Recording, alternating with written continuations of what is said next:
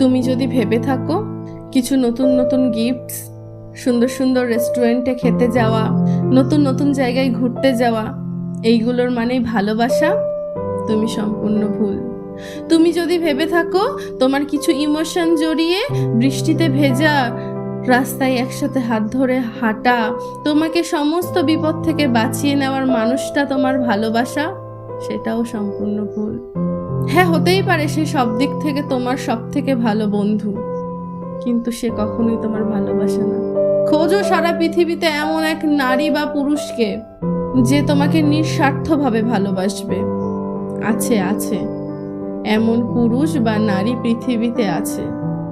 তুমি যদি ভেবে থাকো ওইও বা কোনো নামি দামি হোটেলে গিয়ে রাত কাটিয়ে কিছু ছবি ক্যামেরা বন্দি করে ফোনের স্ক্রিনে দেখে সেইগুলোকে নিয়ে আফসোস করলে তোমার বাকি জীবনটা কেটে যাবে, এটা কখনো ঠিক না। এটা কখনো ভালোবাসা হতেই পারে না। তোমাকে যে ভালোবাসবে সে তোমার সব সময় ভালো যাবে। সে কখনো তোমার সম্মান বা মান সম্মান নিয়ে ছিনিমিনি খেলবে না।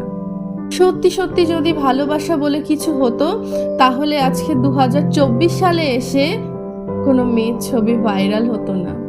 সেও তো ভালোবেসে সেই ছেলেটার সাথে সময় কাটিয়েছিল, সেই ছবিগুলোকে ক্যামেরা বন্দি করেছিল। তবে কেন ভাইরাল হলো সেই মেয়েটার ছবি বলতে পারো তুমি? তবে কি ছিল সেটা? একতরফা ভালোবাসা। একতরফাই ভালোবাসা যখন ছিল তখন কেন সেই মেয়েটা গেছিল তার সাথে বলতে পারো সেটা? মেয়েটা চায়নি।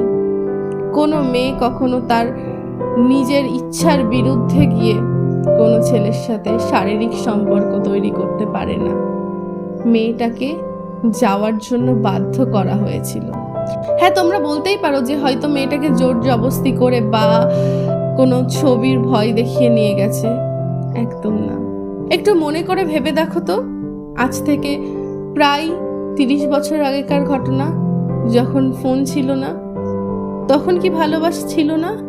তখনকার মানুষ কি প্রেম করতো না? পৃথিবীর সব থেকে বড় প্রেমের একটা উদাহরণ রাধা কৃষ্ণ, যাদের প্রেম এখনো শেষ হয়নি। কি স্বার্থ ছিল রাধা কৃষ্ণের প্রেমে? সবসময় তোমার কেয়ার করা, সবসময় তোমার খেয়াল রাখা, তোমার ভালোবাসা, তুমি সম্পূর্ণ ভুল। যখন মানুষের কাছে ফোন ছিল না, মানুষ তখন মাসে কি সপ্তাহে একটা করে চিঠি লিখত। তাতেই তাদের সম্পর্কটা অনেক সুন্দরভাবে টিকে থাকতো।